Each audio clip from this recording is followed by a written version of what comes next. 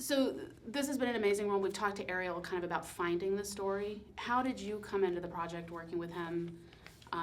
Did he come to you specifically? Do you think he felt the role was always kind of yours as he was creating the project?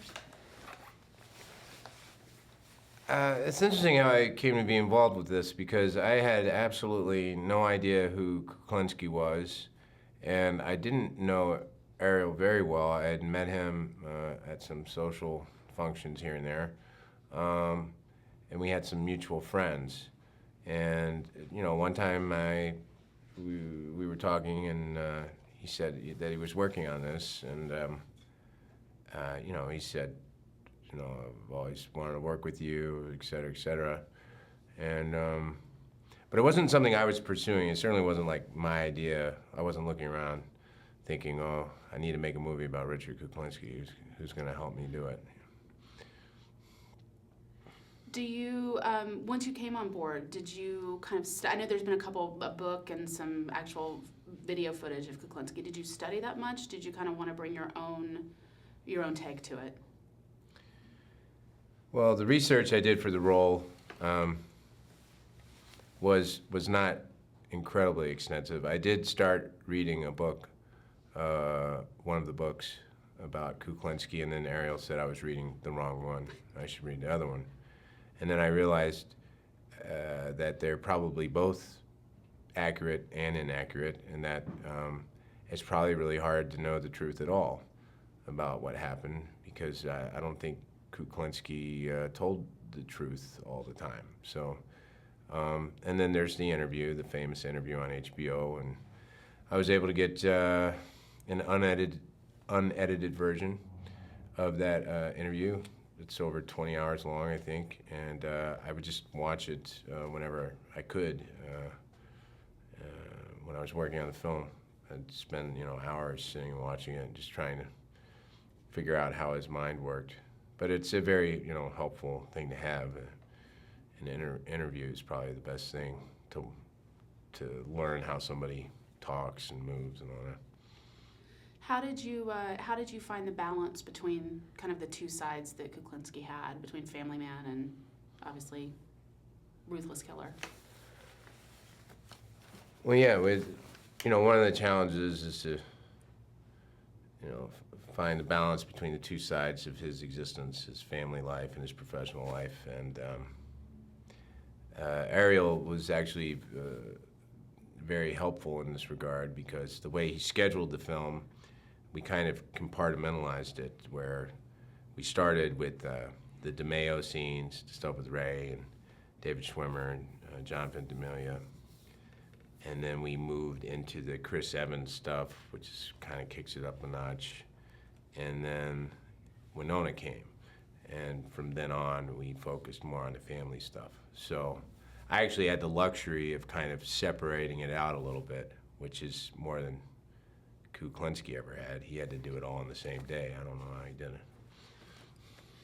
Do you tell us a little bit about Richard's relationship with Deborah? Yeah, the relationship between Richard and Deborah is obviously very complicated, and it's hard to know exactly what it was. I think there was some genuine love and tenderness between them. Richard says that she was the only woman he was ever in love with his whole life. He didn't have a wandering eye. Could care less about any other woman. That she was the one. Now I'm sure it wasn't all wine and roses all the time, and some people have even said that maybe the film is avoiding certain aspects of that, but we felt like we just wanted to show the tenderness between them in order to make the distance between the family life and the professional life as wide as possible. If he's being all violent and angry at home, then going out and being violent and angry, there's not much distant. There's not much of a gap there. It just kind of winds up being repetitive. But you know, it's also, I'm sure, and Winona's probably said this as well, that it's hard to believe that she was completely oblivious to what he did. But every time I've seen her interviewed, she seems very sincere. And even if she did know a little something about it, I doubt there's much she really could have done about it. It makes you wonder how much kind of denial was going on. Yeah.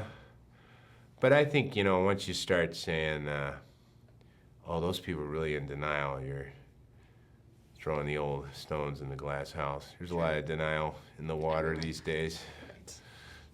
What do you think Winona brought to the role of Deborah?